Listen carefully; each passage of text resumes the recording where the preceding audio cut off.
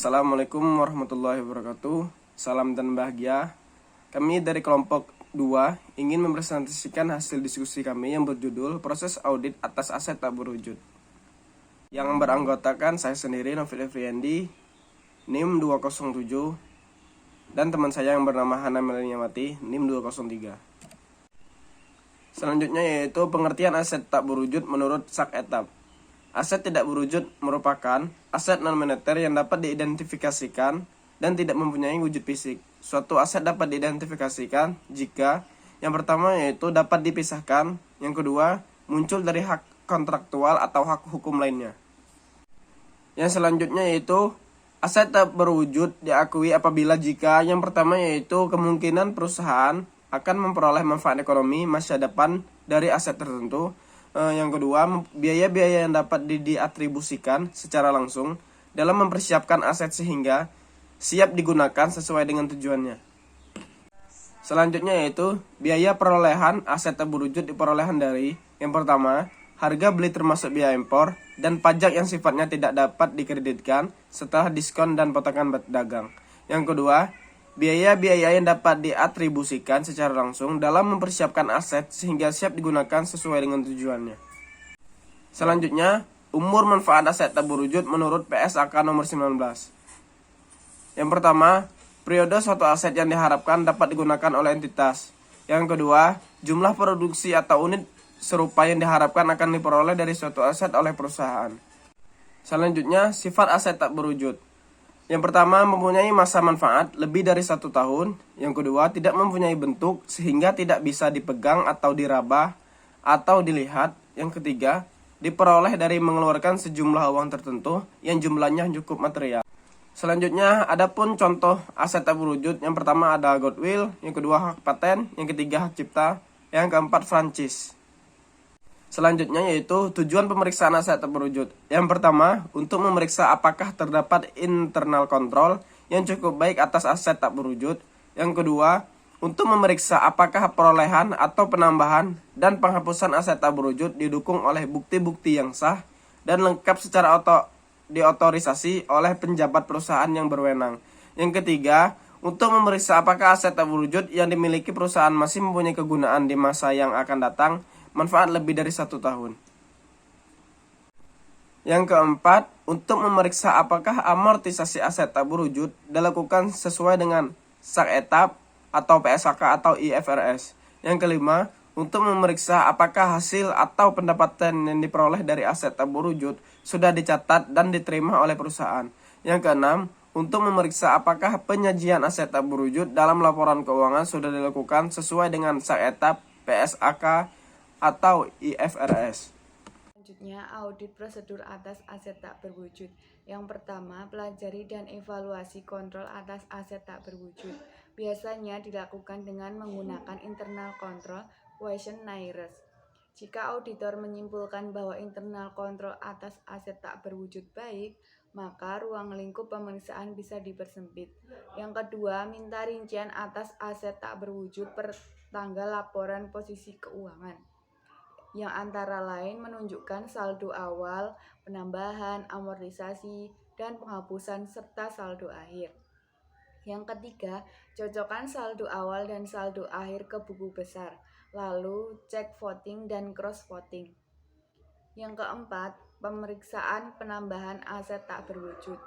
Penambahan aset tak berwujud bisa berasal dari pembelian goodwill atau perusahaan melakukan riset untuk membuat produk-produk baru yang jika dianggap marketable bisa diurus atau didapatkan hak patennya ke Direktorat Hak Paten, sehingga perusahaan lain tidak boleh membuat produk yang sama kecuali membayar royalti kepada pemegang hak paten. Yang kelima, periksa amortisasi dan penghapusan jika ada aset tak berwujud.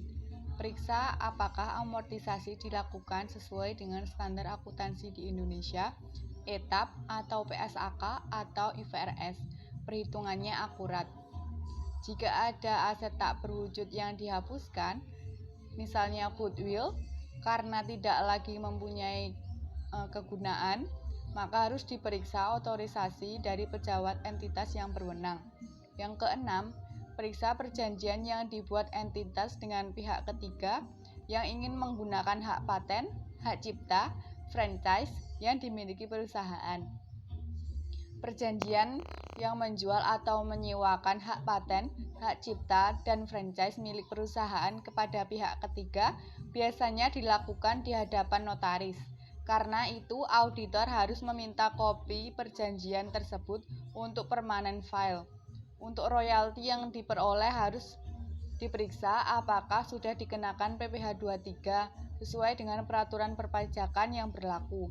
Selain itu, auditor harus memeriksa buku penerimaan kas atau bank untuk mengetahui apakah pendapatan dari penjualan atau penyewaan tersebut sudah diterima oleh perusahaan dan dicatat di buku perusahaan.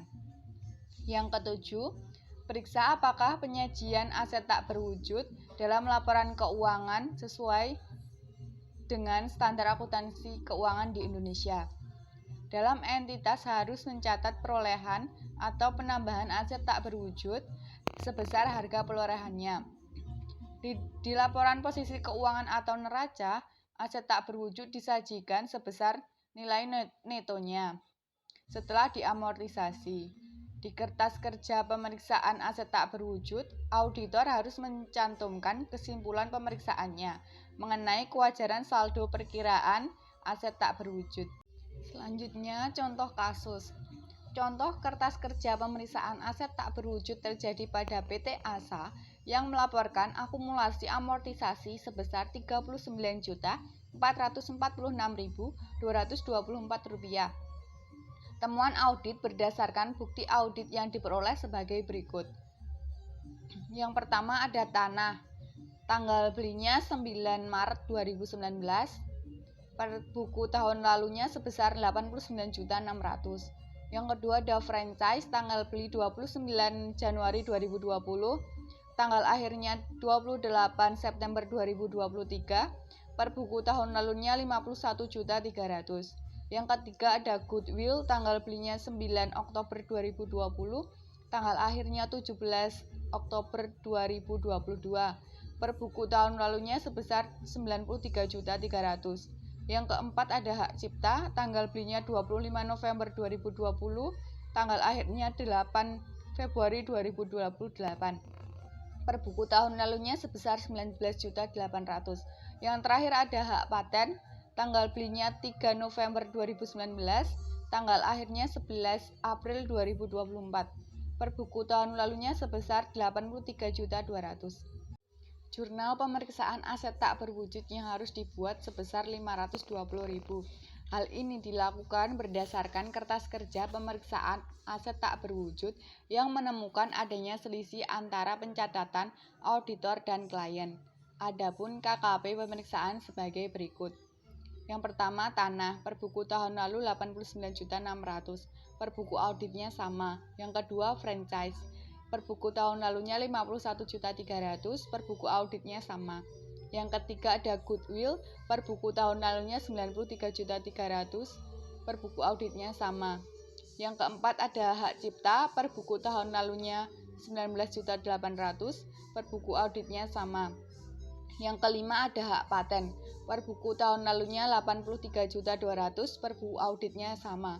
Total per buku audit sebesar 337.200.000.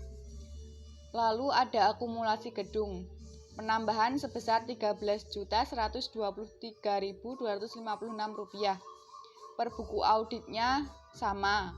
Lalu per buku kliennya Rp5.916.934. Lalu ada akumulasi kendaraan, penambahannya sebesar Rp7.775.000. Per buku auditnya sama. Per buku kliennya Rp19.723.112.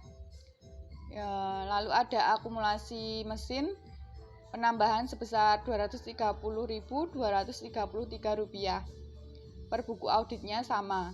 Per buku kliennya Rp1.972.311.